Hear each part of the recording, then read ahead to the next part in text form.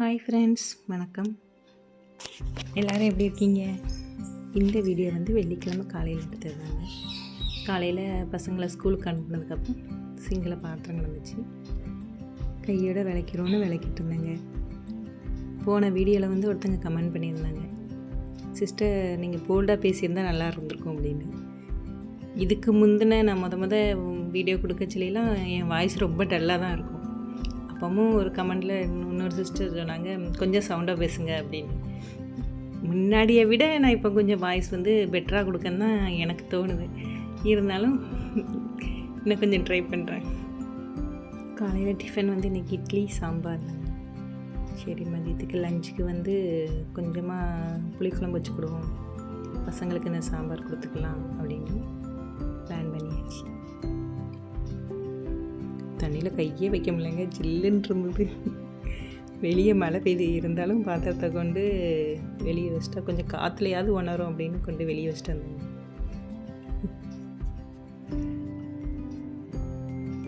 சரி, அடுப்பை தொடச்சிட்டு அப்படி நம்ம உலைய வச்சு சோறு பொங்கிடுவோம் அப்படின்ட்டு இருந்தேன். அதுக்குள்ளே தெரிஞ்ச அக்கா ஒருத்தங்க வீட்டுக்கு வந்துட்டாங்க. சரின்ட்டு அவங்ககிட்ட கொஞ்சம் பேசிகிட்டு இருந்துட்டு அவங்க போனதுக்கப்புறம் தொடச்சேங்க. தொடச்சி அதுக்கப்புறம் மஞ்சள் குங்குமம் வச்சுட்டு சாப்பாடு பண்ண ஆரம்பித்தாச்சு. நான் சின்ன சின்ன தப்பு எதுவும் வீடியோவில் பண்ணியிருந்தால் கமெண்ட்டில் சொல்லுங்கள், திருத்திக்கிறேன்.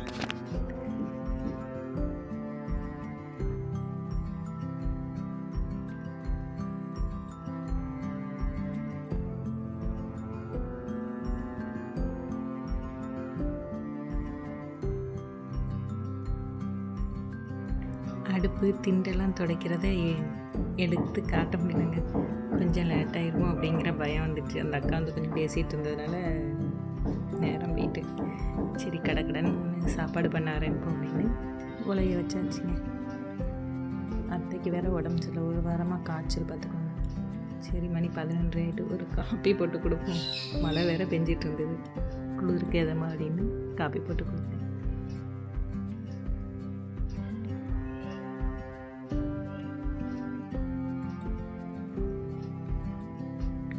ஸ்வெட்டர் பூரா மேலே எடுத்து வச்சுருந்தேன் பார்த்துக்கோங்க.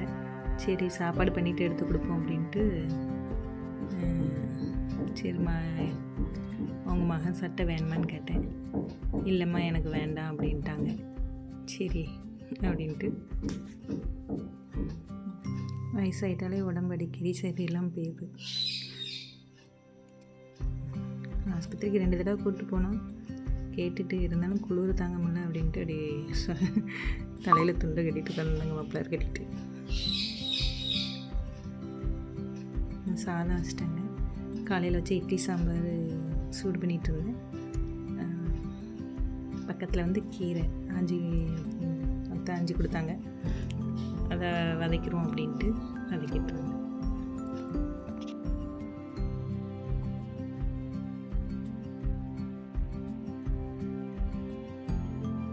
சாதம் வெந்துருச்சு, அதை வடிச்சிட்டு சரி அடுத்து நம்ம குழம்பு அப்பப்போ சைடில் ஒன்று பண்ணிக்கிட்டு தான் இருந்தாங்க.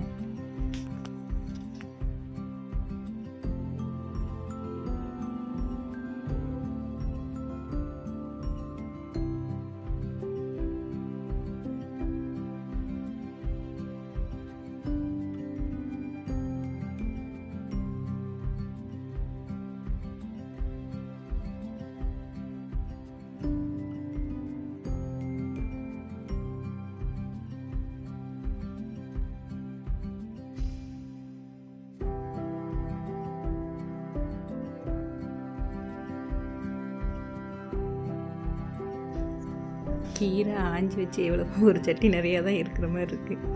வதக்கவும் கொஞ்சமாக போயிட்டு.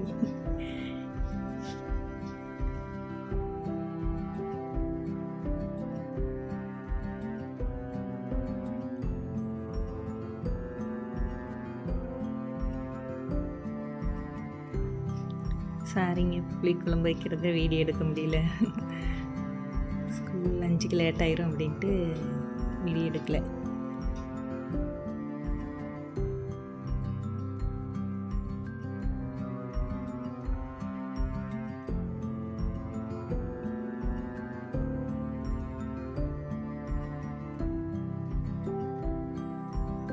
கீரைக்கு தேங்காய் அரைச்சி போட்டு இறக்கியாச்சுங்க. 2 நிமிஷம் கூட வதக்கிட்டேன்.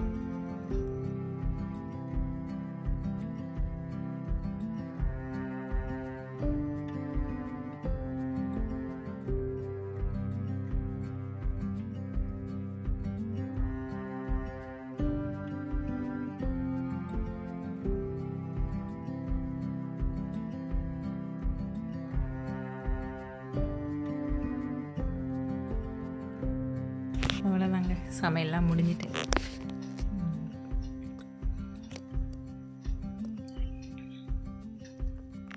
லஞ்ச் பேக் பண்ணிட வேண்டியதான். சாதம், கீரை, சாம்பார், உருளைக்கிழங்கு சிப்ஸு.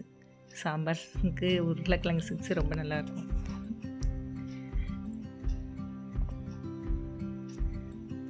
உருளைக்கிழங்கு சிப்ஸு வாங்கிட்டு வந்தவங்க அதில் காரம் இல்லாமல் வாங்கிட்டு வந்துட்டாங்க. உப்பு இருந்தது, காரம் இல்லை. சரி நம்ம கொஞ்சம் காரம் போடுவோம் அப்படின்ட்டு காஷ்மீரி சில்லி தூள் இருக்குல்ல, அதைத்தான் போட்டு நல்லா குலுக்குன்னு குலுக்கி கொடுத்து விட்டாச்சு.